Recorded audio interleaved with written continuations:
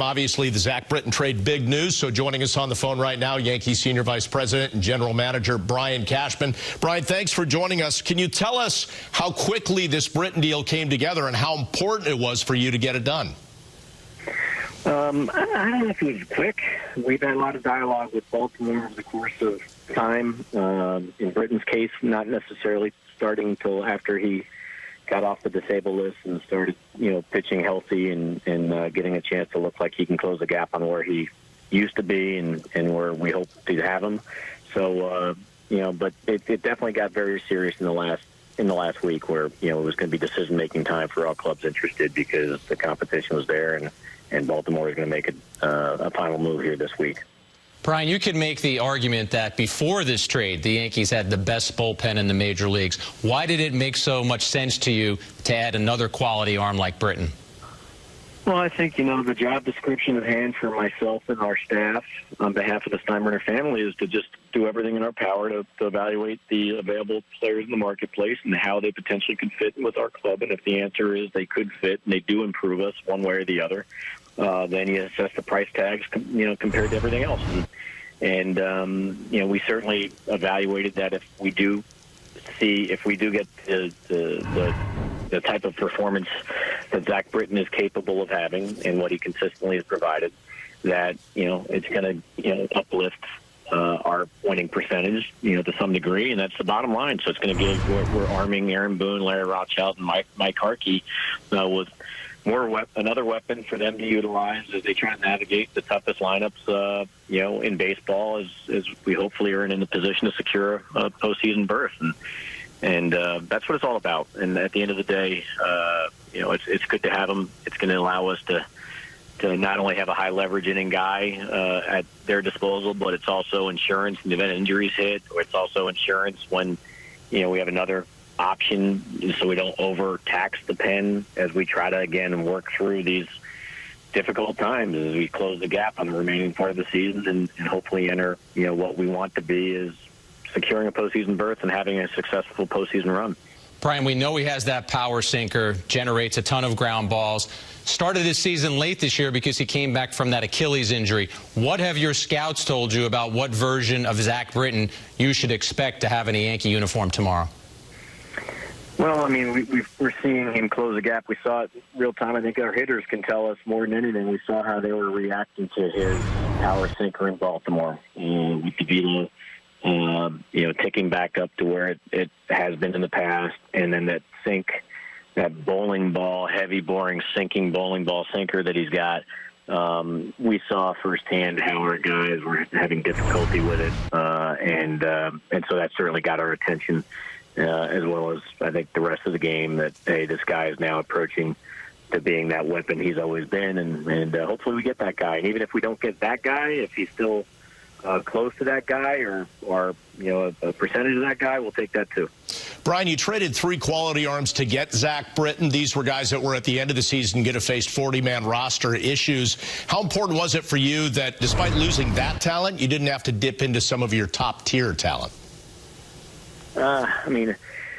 Listen, those prospect lists change at all times. So, if you take snapshots and look at them, if you look back at a certain year, somebody who's sitting in the top 10 at the back end might actually be the best player 5 years out later. So we, I don't know if we stayed away from top talent.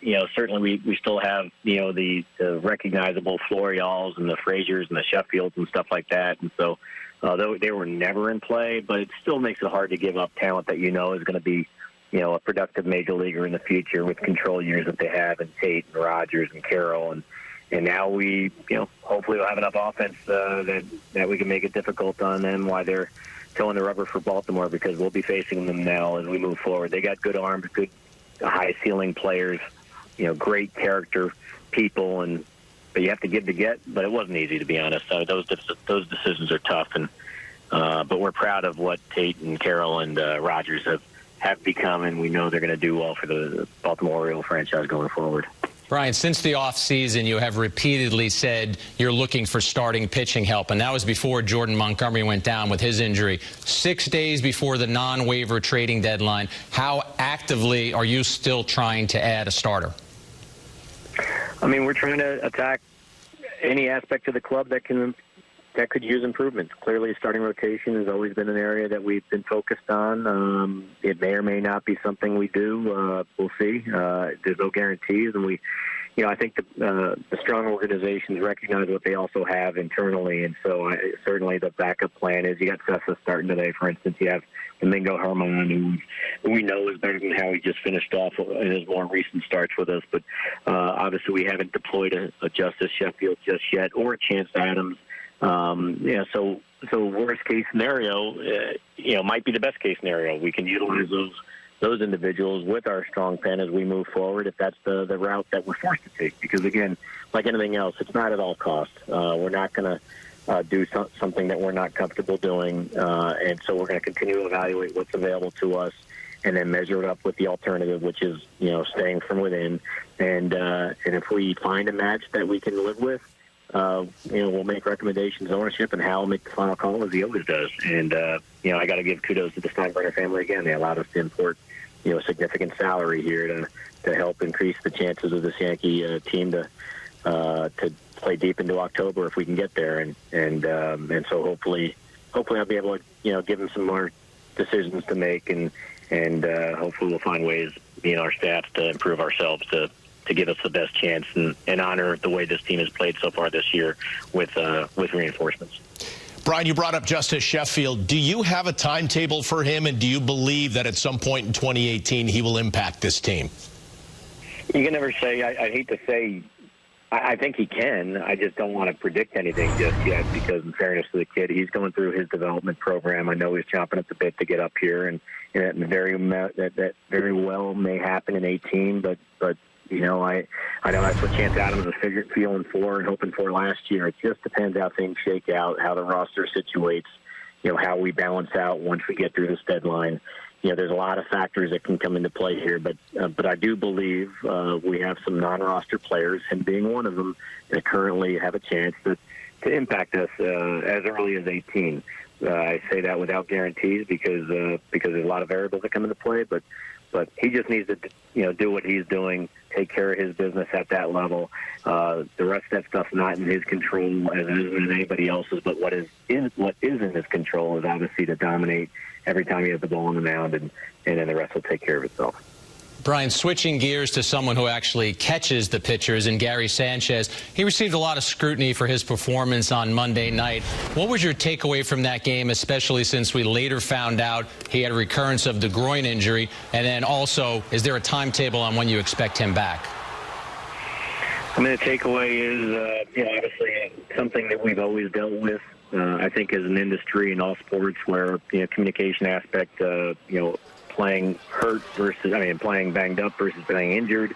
He clearly was injured. When the dust settles, we go stick him in an MRI tube after we finally find that he described it as tightness post game. And so we did a precautionary MRI to make sure that we were dealing with something or not. And it turns out, yeah, we are. And it changes the entire narrative. He's a very prideful person. He's tough as they come. Any catcher has to be. And so I think it is what it is. We dealt with something that he re-injured himself, tried to fight through it, didn't know if it was something real that was worthy of admitting or not. When he finally said something, it was really a light signal of how he communicated it, that it was just tightness. He didn't say anything about, I think I pulled something. I don't even think he felt he pulled it, but when the MRI revealed that they did, we're looking at probably anywhere from maximum 6 weeks, minimum 4 weeks. I think that's just the best and understanding best way to promote it or communicate it out to our fans and through the press. Is probably a 4 to 6 week circumstance, probably closer to 4 than 6. But we got to make sure we get it right, because he's an impact player that we're going to miss while he's down, and we've already missed him for the period of time that he was already down previously. So we got to get him right.